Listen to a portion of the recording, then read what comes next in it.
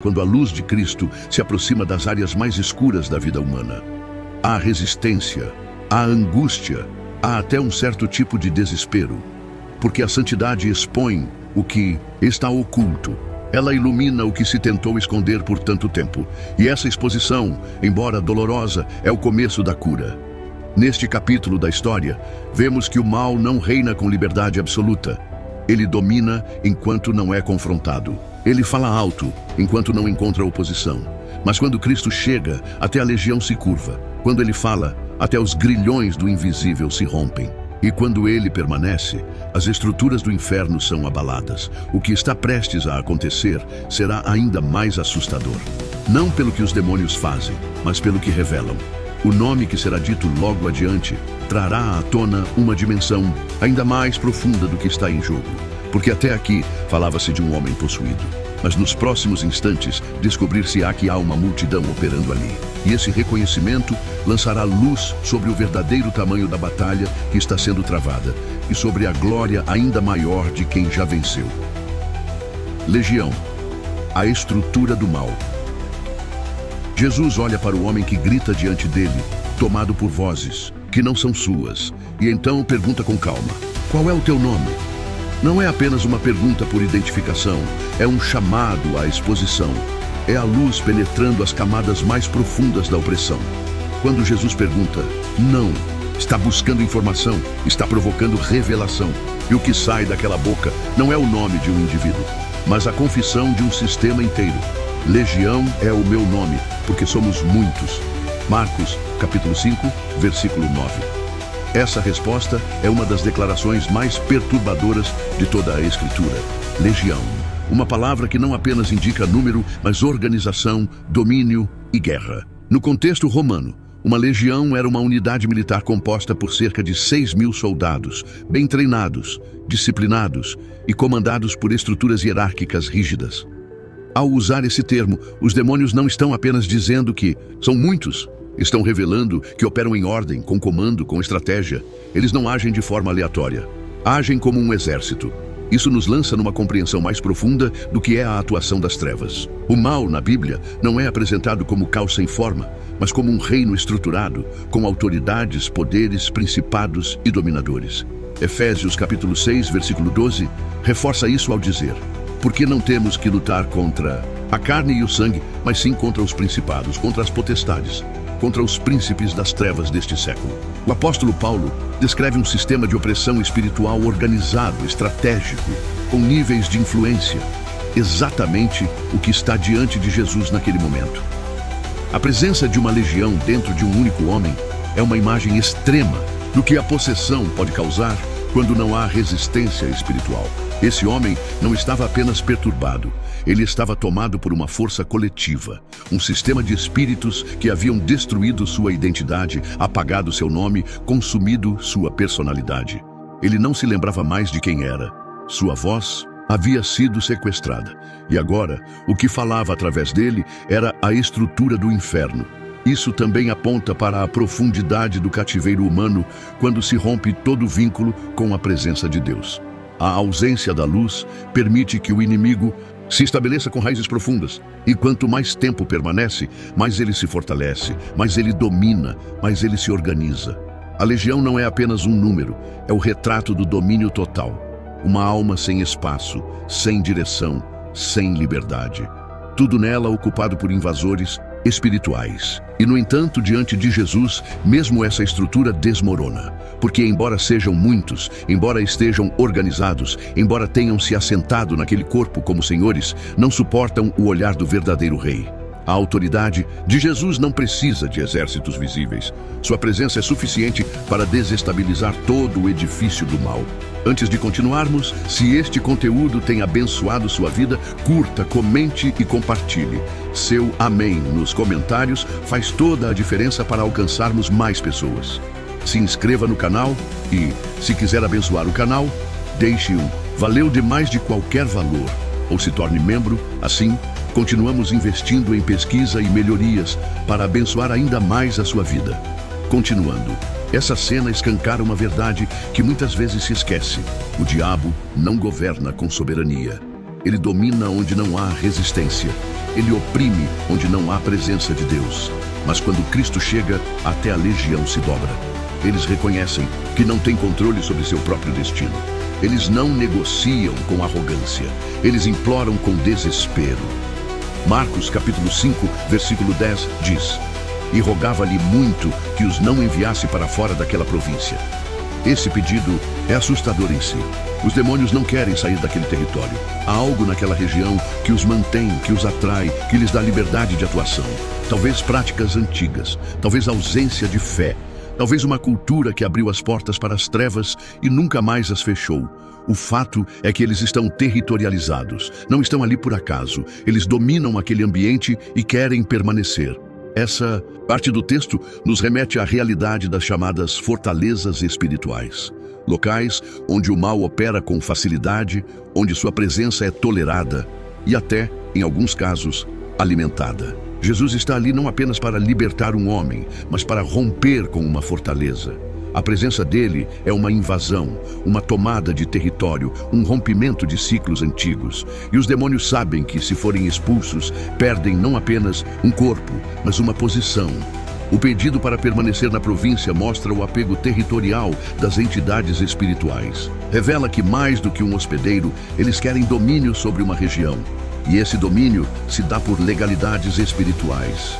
Onde não há arrependimento, onde há aliança com o pecado, onde a verdade é rejeitada, ali o inimigo se instala. Mas quando o Filho de Deus pisa em solo contaminado, a estrutura começa a ruir. Essa revelação, trazida por uma simples pergunta, mostra o quanto Jesus expõe, desmonta e confronta. Ele não está apenas curando um indivíduo, está expulsando uma legião. Está desmantelando um império e está fazendo isso com palavras, com presença, com autoridade. Porque onde ele está, o mal não pode permanecer de pé. Mas a luta ainda não terminou. A legião sabe que está diante de seu fim.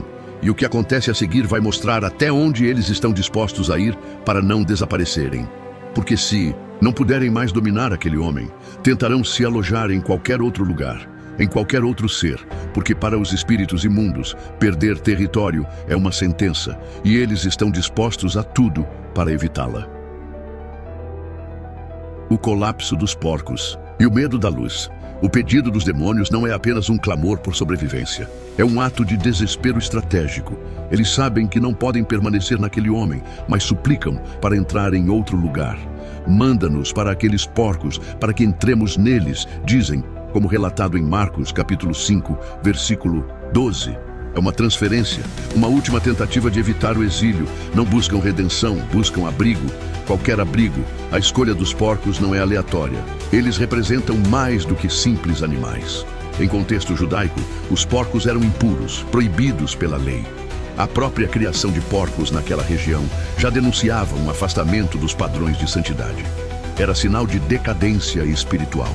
E agora, eles se tornam o novo alvo das entidades que estavam prestes a ser expulsas. Os demônios sabiam que não podiam permanecer em um corpo restaurado pela presença de Jesus, mas poderiam se lançar sobre algo que já representava impureza, algo que já simbolizava ruptura com Deus.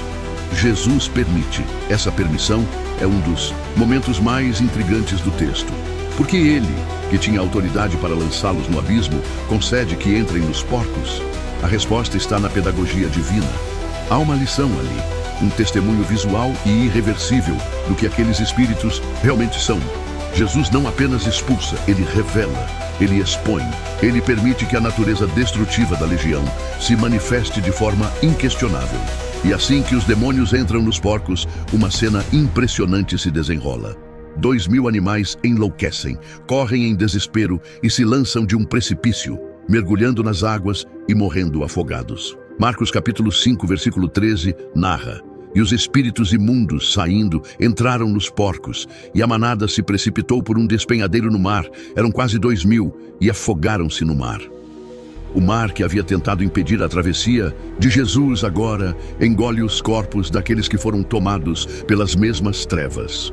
A justiça divina se fecha num ciclo visual e absoluto. Essa imagem é poderosa. Ela mostra que o propósito final do inimigo sempre foi a destruição. Mesmo ao conseguir abrigo, os demônios não constroem, não habitam, não prosperam. Eles destroem, eles enlouquecem, eles arrastam ao abismo. O que fizeram com aquele homem por tantos anos, agora fazem em segundos com os porcos. É a manifestação visível do que antes era invisível. O inferno não vem para dialogar, vem para matar, roubar e destruir. A cena atrai testemunhas. Os cuidadores dos porcos, ao verem o que aconteceu, fogem e correm para a cidade. A notícia se espalha como um incêndio.